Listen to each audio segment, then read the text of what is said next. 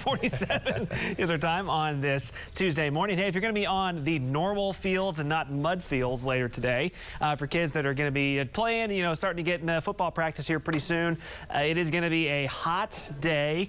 No surprise there. Winds will be relatively gusty, so that will help things out. But of course, you got to, have as many breaks as you can, kids and adults alike, especially in those shady areas. Of course, heat stress will remain an issue for us today and for, well, the foreseeable future. And of course, the UV index still in the very high category. The sun angle still, very, very elevated, and that's what leads to that very high UV index. That's a sunburn as little as 15 minutes this time of year. Now, as far as where we are right now compared to where we were this time last year, as we've mentioned, we've had a lot of really muggy days, so it's not like it's just been cool all through July. We've had some days with excessively high heat index values.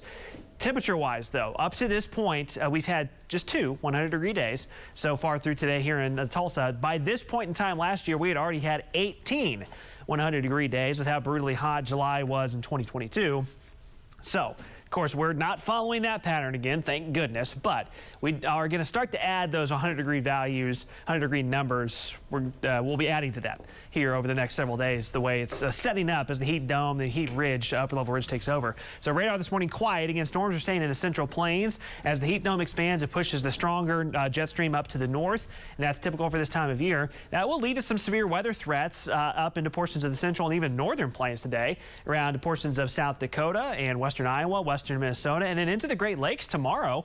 Wednesday, there's a pretty notable threat for severe weather from Chicago into southern Michigan and to northern Ohio. And again, this time of year, that's kind of the track that they can get into the Great Lakes with the jet stream staying well to the north. But back here in Oklahoma, yep, not going to have that. Now, at times, we will have the potential for slim opportunities for showers and storms underneath that upper level ridge. Just nothing super organized like we've had the past several weeks. So highs today, upper 90s on our side of the state, a couple spots near 100, 101 to 105 across southwestern Oklahoma.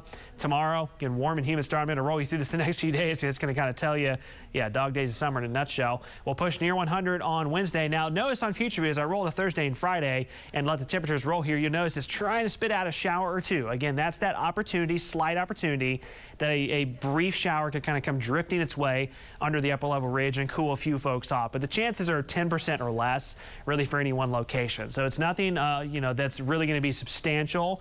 But we may have that brief opportunity later in the week into the weekend. Otherwise, notice those temperatures don't really change from day to day here. And you'll see that on the 7-day forecast as well. So if you're wanting relief, that's just hard to come by this time of year. That's why we wanted you to enjoy last weekend, because now here comes mid to late summer in full force. 99 today, right around 100 for the rest of the week. Warmer mornings as well, so we won't cool off quite as much during the nighttime hours. And again, this is going to hang on for a while, at least this week, probably into next week as well. This is our typical hottest time of the year, and it is going to be acting like it.